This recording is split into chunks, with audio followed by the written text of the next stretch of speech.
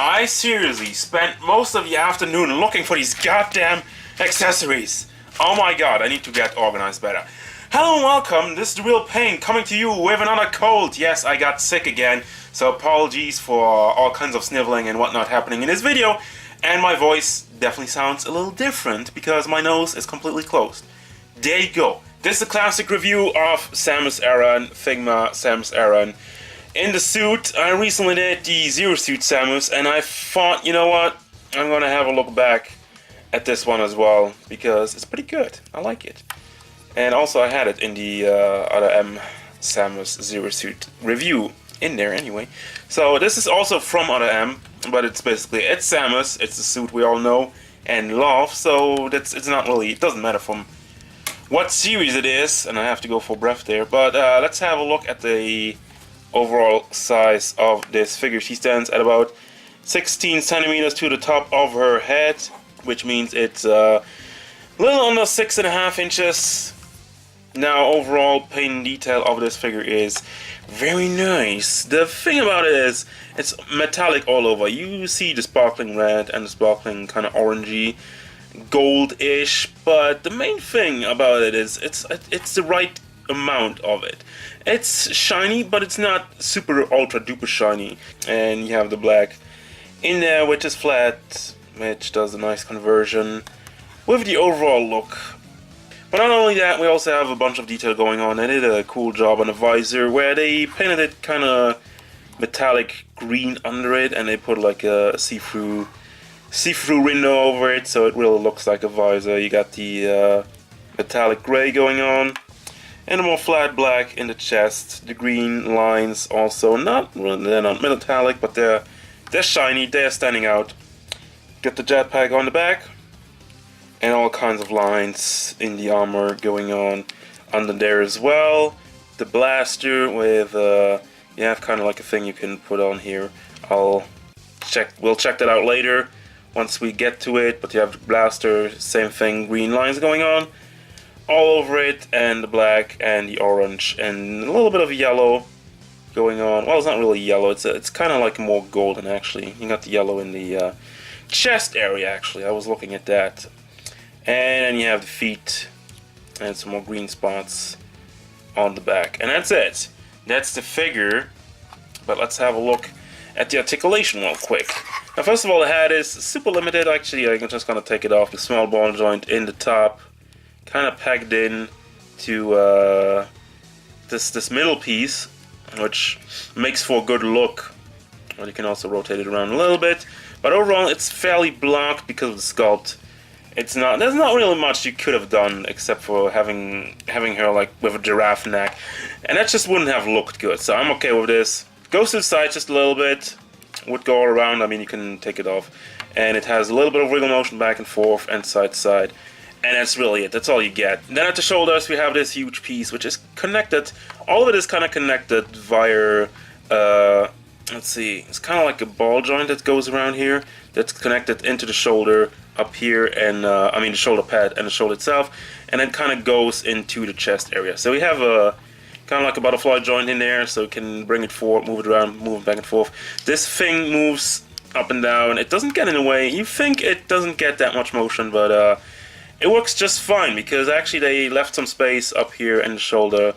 They kind of left this empty room, and you could say, oh, that breaks up the sculpt and whatnot, but you're not really seeing that at all at any time. I mean, it's always kind of hidden under there, and that's how it's supposed to be. But yeah, anyway, motion goes around, and you can bring it up. Let's see, I just have to pull this out a little bit, and it's not really working, it's not really cooperating right now, but you actually can. I did it earlier. Let me try if I can do it on this side, so you can actually. Yeah, you can actually pull it out. You have to really play around with it a little bit. It's kind of finicky, but yeah, you can pull this out and you can pull this up, so you can get the arm up as much like that, but not really much more. But it's really a thing. Like you have the gap over here, so then you can move this around. You can move this up and whatnot, and you can kind of wiggle it around so you can get it in position for when you move the arm up and then put it back to it. So you don't have any gaps there. And that's pretty good. It works, it looks good. So I'm fine with that. We have the elbow with a simple hinge on there, and of course no articulation going on over here. You have the fist, kind of rotates around and goes up and down. Then at the torso, the hips basically kind of move it around. Kind of looks like she's riding a motorcycle right now. Sorry about that. Oh yeah, rotates around, has some wiggle motion, forward and back. It does a decent job, but of course there's only that much you can get out of a big bulky upper body like that. Then at the hips, the legs basically, you have this amazing piece. The thing is, you have a ball joint in there which is connected to a peg which goes into the torso, and you have, well, it disconnects, and you have this just kind of floating over it. You can take this off actually, and this is kind of, it's not really soft, it's kind of soft-ish plastic. It's soft in here because it's a lot smaller over there, but yeah, it basically rotates around with the leg, so you get an amazing amount of motion. If I can get this back in there, there you go. You actually get, there you go, goes up all the way and goes back, and it doesn't really leave a gap every time because you just have this piece, and you can rotate this around if you think it's not aligned well. So that's amazing. That's one of the best leg joists I've ever seen. There's no gaps, it looks flawless, and it works flawlessly. So then we have the knee joint, again single hinge, nothing spectacular, but in the overall armor thing it works. I think it's alright. And then down here you have like the single flat ball, and it kind of has a hinge. It kind of is connected to this lower part, as you can tell, and then it rotates around down there, which gives you full-fledged ankle rocker. Looks amazing also. It doesn't, like I said, it does a good conversion overall. And you have a toe hinge, which goes up just a little bit. Actually works well. Oh, there you go. And that's the articulation. But now let's get to the accessories, the thing I spent the most time with today. I don't know why I did. I don't know how I effed that up. So of course you got the Figma back, which I got over here. You got some instructions, and I'm just taking this all out. First of all, you have this, what was it, like the missile blaster. So you just take the other one off, and switching to missiles, it's actually fitted in a way. There you go. So you can put that on. You don't have missiles, but you have energy blasts, kind of pink, reddish, lightish red, or pink, depending on how you look at it, and you just kind of plug that in there. Of course, it wouldn't make any sense right now because she's in rocket mode. I mean, it is rocket mode, right? I'm not being stupid, whatever. And you also have like kind of like a double one, double buster, double shot. It's the same thing. It looks pretty cool overall. So she comes with 4 hands, and we only need 4 because she only has one side where she actually needs a hand. So she has kind of like a grab hand. I don't know really what for because there's nothing to grab. She has a thumbs up, she has an open hand, and another, you know, more open hand, or whatever you want to call it. And of course she comes with a fist hand already on the figure, and that's that. And finally, you got a morph ball. Yep, that is correct. You have an actual morph ball, and it's pretty cool. It's one of the things that I say, like, you know, they're going the extra mile doing something like that. Because it would have been like, oh, we have blasters, we have the different energy cannon, we have the different cannon and whatnot, and we have hands, and that's it.